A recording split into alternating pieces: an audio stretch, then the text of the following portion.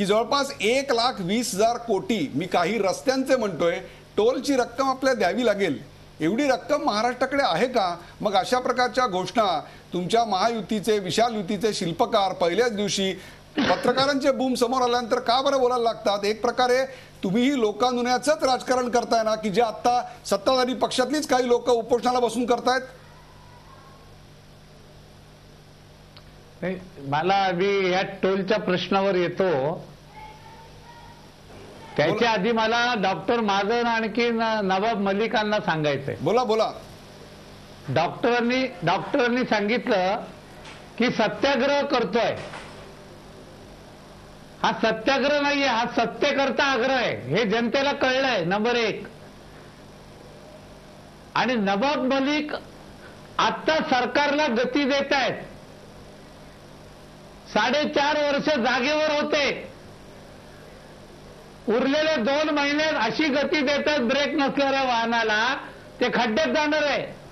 आणि म्हणून हा केविलवाणा प्रयत्न आहे काँग्रेसचा आणि राष्ट्रवादीचा. नंबर 1.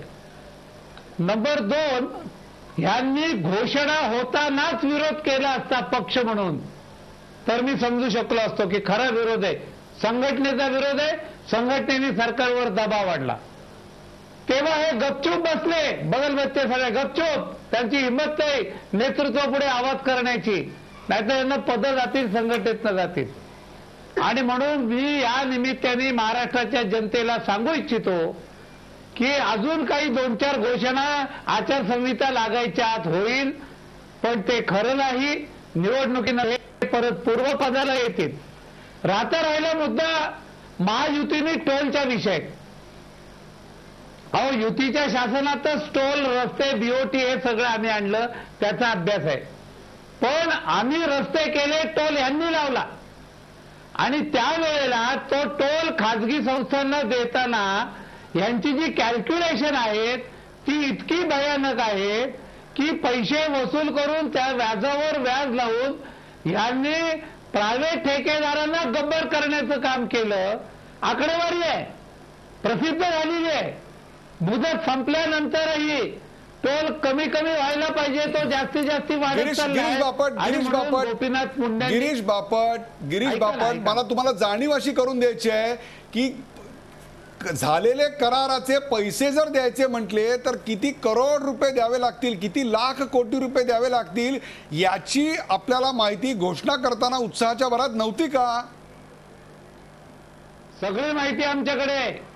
निम्मे तर आता करार संपत आलेले आहेत आणि ते संपल्यानंतर त्याच्यावर पुन्हा टोल लागणार नाहीये. आणि आता काही ठिकाणी टोल व्यवस्थित न चालवता आम्ही, तुम्हाला माहिती आहे, आम्ही मागणी केल्यावर भुजबळ साहेबांनी तो तक्ता लावला, तोपर्यंत गुलदस्त्यात ठेवलं होतं. आणि त्यामुळे खरे आकडेवारी जर बाहेर आली तर काही दिवसानंतर हा टोल कमी होऊ शकतो. हे आकडेवारीच्या अंदाजावरून सिद्ध करून महायुतीने अभ्यास करून जनतेला वचन दिलेले, आश्वासन पण नाही. महायुतीनं, बरोबर आहे गिरीश बापट, पॉइंट वेल टेकन. महायुतीनं वचन दिलेलं आहे, परंतु त्याकरता विशाल युती व्हावी लागली, निवडणूक 60 दिवसावर यावी लागली. ब्रेकवर जाण्यापूर्वी अत्यंत छोटा प्रश्न आणि छोटंसं उत्तर मी घेतोय संदीप प्रधान यांच्याकडनं. संदीप प्रधान, निवडणुकीमध्ये टोल हा मुद्दा अत्यंत महत्वाचा असणार आहे असं आपल्याला वाटतं का? निश्चित टोलचा मुद्दा महत्वाचा असेल, कारण आता तो महायुतीने त्यांच्या एक निवडणूक प्रचाराचा एक मुद्दा केलेला आहे. पण मी तुम्हाला सांगतो की माझं असं स्पष्ट मत आहे की टोल काही रद्द होणार नाही. म्हणजे अगदी महायुतीचं सरकार आलं तरी नाही होणार, किंवा पुन्हा काँग्रेस, राष्ट्रवादी काँग्रेस आलं तरी नाही होणार. याचं पहिलं महत्वाचं कारण असं आहे की टोल वसुलीचे जे कोणी कंत्राटदार आहेत ते आणि सर्वपक्षीय राजकीय नेते यांचे अत्यंत सौहार्दपूर्ण संबंध आहेत. म्हणजे इथे मॅच फिक्स झालेली आहे. हो, आणि त्यामुळे माझं असं स्पष्ट मत आहे, म्हणजे जसं सिंचनाच्या प्रकल्पांच्या बाबतीमध्ये काही कंत्राटदारांबरोबर सर्वपक्षीय राजकीय नेत्यांचे जसे सौहार्दाचे संबंध आहेत, तसेच ते टोलच्या कंत्राटदारांच्या बाबतीतही आहेत. त्यामुळे कुणीही सत्तेवर आलं तरी सुद्धा पूर्णपणे टोल दूर होणार नाही. सरकारच बनतंय विरोधक, या विषयावर आपण चर्चा करतोय. माझ्यासोबत आहेत रत्नाकर महाजन. डॉक्टर रत्नाकर महाजन, 2004 सालची तुम्हाला आठवण करून देतो, ज्या वेळेला आघाडी सरकारनं शेतकऱ्यांना निवडणुकीच्या तोंडावर वीज माफीचं असं आश्वासन दिलं होतं. आणि नंतर विलासरावांनी सांगितलं होतं की हे सगळं निवडणुकीपुरतं होतं, आता त्याचीच पुनरावृत्ती तुम्ही गॅस सिलेंडरच्या बाबतीत किंवा विजेच्या आता जे दर कमी केले त्या बाबतीत करणार आहात का?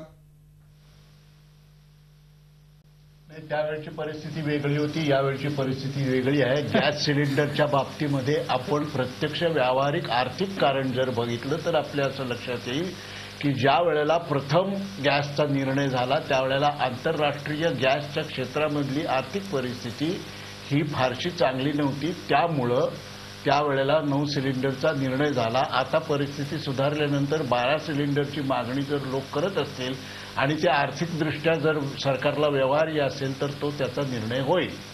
त्यामुळं प्रत्येक गोष्ट ही लोकांना बनवण्यासाठीच असते, भूलथापा मारण्यासाठीच असते असं जर आपण ठरवू लागलो तर कुठलाही राजकीय पक्ष सत्तेवर आला आणि त्यांनी कुठलाही निर्णय घेतला तरी त्याच्यावर असंच प्रश्नचिन्ह लावता येईल.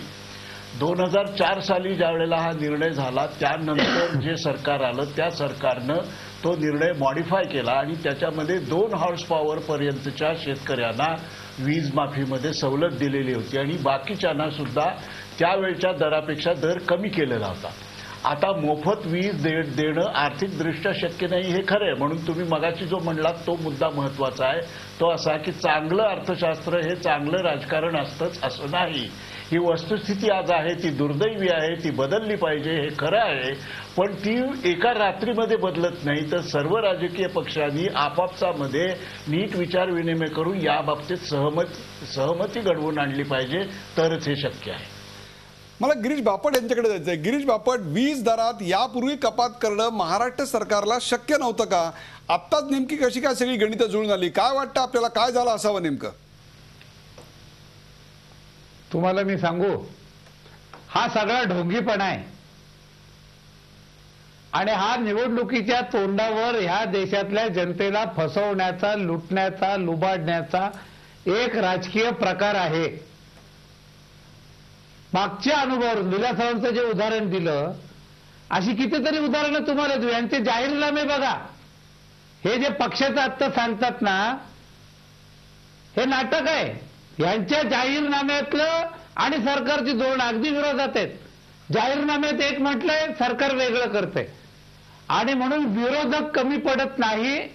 आम्ही गेले 4-4.5 वर्ष या सरकारच्या विरोधात सर्व संसदीय मार्ग, रस्त्यावरचं आंदोलन, हे ढोंगीपणा करतायत, जनतेच्या असहाय्यतेचा फायदा घेतायत, लोकांना वेगळ्या मार्गाने फसवण्याचा प्रयत्न करतायत. पण 4 राज्यात पराभव झाल्यानंतर जो धसका घेतलाय, तुमच्या 4 राज्यांमधल्या विजयाचा आनंद आणि उत्सव आपण भरपूर साजरा केलेला आहे चॅनलवरनं आणि रस्त्यावरही. त्याच्याविषयी आपण नंतर चर्चा करूया. मला याचं नवाब मलिक यांच्याकडे. नवाब मलिक, अर्थशास्त्राचे नियम पाळून काही राजकीय गणितं मांडता येऊ शकत नाहीत असा आता सिद्धांत या ठिकाणी रत्नाकर महाजन मांडतायत की तसं तो मांडला जावा. हे सगळं माहीत असताना निवडणुकीच्या तोंडावर हा सगळा खटाटोप कशा करता करत असतात पक्ष? असं आहे की या राज्यामध्ये जे कारखानदारी आहे त्या लोकांनी एक निवेदन घेऊन पवारसाहेब आणि काँग्रेसच्या नेत्यांनी त्यांनी भेट दिली. त्यांनी सांगितलं की तुमच्या राज्यामध्ये हे जे इंडस्ट्रियल दर आहे इतका जास्त आहे, आता इथे आम्हाला कारखानदारी आणता येत नाही आणि इथे टिकवता येत नाही अशी मागणी समोर आली. पॉवरलूम सेक्टरमध्ये स्ट्राईक सुरू झाला. त्यानंतर या बाबतीत विचार झाला पाहिजे अशी एकंदरीत भूमिका राष्ट्रवादीनी आणि काँग्रेसनी पण घेतली. मग नियामक मंडळ जे नवीन कायदा आहे त्या अंतर्गत दर ठरवण्याचे अधिकार त्यांच्याकडे.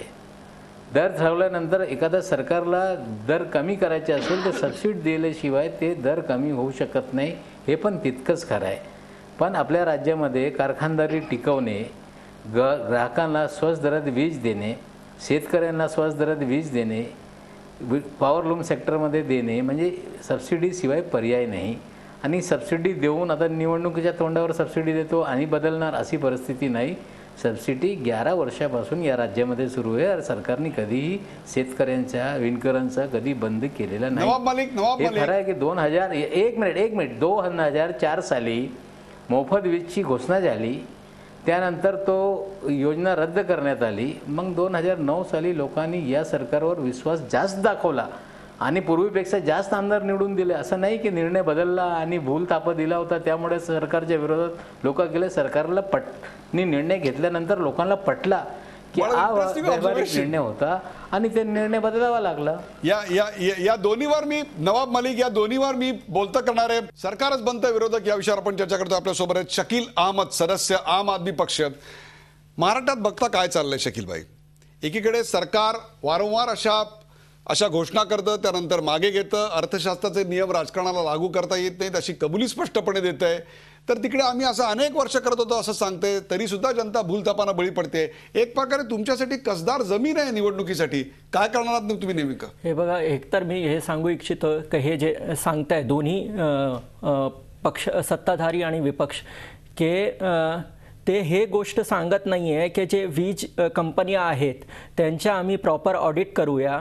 त्या वीज कंपन्यांनी जे काही दर वाढवून जे आहे खर्च वाढवून ज्या प्रकारे लूट केलेली आहे आणि खोटे बिल दाखवून असं दाखवण्यात आलं आहे की वीजची दर फार जास्त आहे म्हणून आम्हाला जास्त पैसे पाहिजे, त्याच्यावर बोट हे दाखवत नाही आहे. कारण काय की ह्या लोकांनी पैसे घेऊन भ्रष्टाचार करून त्यांना हे दिलेलं आहे, ह्याच्यावर ते बोलणार नाही. आम्ही दिल्लीमध्ये काय सांगितलं? आम्ही सांगितलं आहे की आम्ही सबसिडी देणार नाही, त्याच्याबद्दल आम्ही बोललो नाही. आम्ही सांगितलं आहे की ह्यांच्या आम्ही ऑडिट करूया आणि ऑडिट केल्यानंतर नक्की हे सर्व जे आहेत दर आपोआप कमी होतील आणि ह्यांच्यावर. तर हे दोन्ही मिळून तुम्ही जनतेला सांगणार आहात या आम्ही निवडणुकीमध्ये? अगदी सांगणार आहे, आम्ही अगदी सांगणार आहे की हे काय चाललंय. दुसरा नवाब मलिक जे सांगत होते की ह्यांना हे कुठले आंदोलनकारी हे सत्तेमध्ये बसलेले आहेत, ह्या लोकांनी जे आहेत लाठ्या मारलेल्या आहेत, गोळ्या मारलेल्या आहेत आंदोलनकार्यांवर. ह्यांना काय माहित आहे की कोण आंदोलनकारी आहे? आणि हे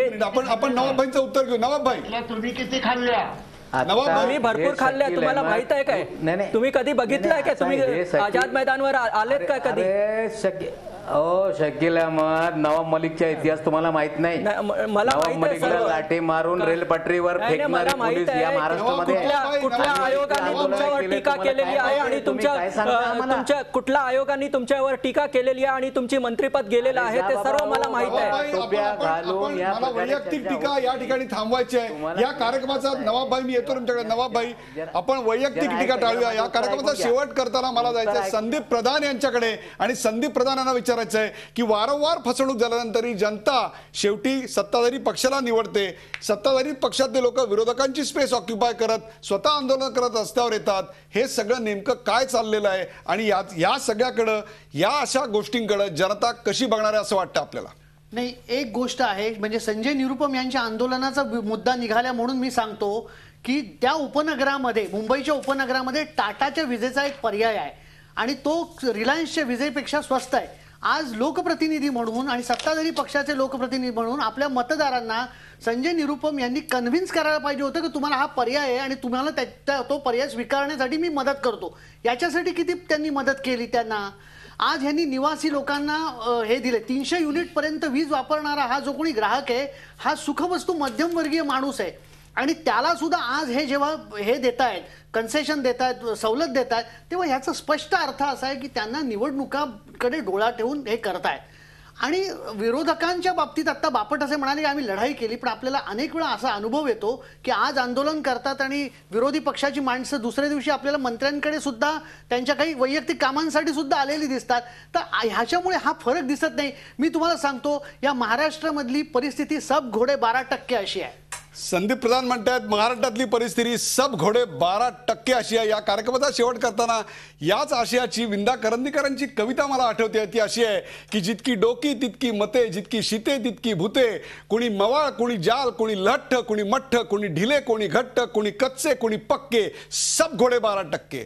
गोड गोड जुन्या थापा, तुम्ही पेरा आम्ही कापा, जुना आशा नवा चंगन, जुनी स्वप्ने नवा भंग, तुम्ही तरी काय करणार आम्ही तरी काय करणार, त्याच खड्ड्यामध्ये पुन्हा पुन्हा तोच पाय, जुना माल नवे शिक्के, सब घोडे 12%. जिकडे सत्ता तिकडे पोळी, जिकडे सत्य तिकडेच गोळी, जिकडे टक्के तिकडेच टोळी, ज्याचा पैसा त्याची सत्ता, पुन्हा पुन्हा हाच कित्ता, पुन्हा पुन्हा जुनाच वारा मंद, जुना घोडा मंद, जुना स्वार त्याच्या लत्ता, बुक्के सब घोडे 12%. चंदी कमी कोण देईल त्याची हमी, डोक्यावरती छप्पर तरी कोण देईल माझा हरी, कोण देईन तरी म्हणा मीच फसवीन माझ्या मना, भुकेपेक्षा भ्रम बरा, कोण खोटा कोण खरा, कोणी तिर्या कोणी छक्के, सब घोडे 12%. महाराष्ट्रातली आत्ताची अवस्था हीच आहे. म्हणूनच सरकारला विरोधक बनावं लागतंय आणि विरोधकांना सरकारच्या विरोधात बोलण्याचं धाडस जेवढं असायला पाहिजे होतं तेवढं असताना दिसत नाही. याच करता आजचा हा चर्चा आम्ही घडवून आणली. या चर्चेत सामील झाल्याबद्दल चारही मान्यवरांचे आभार. ताज्या बातम्यांसाठी पाहत राहा झी 24 तास, एक पाऊल पुढे.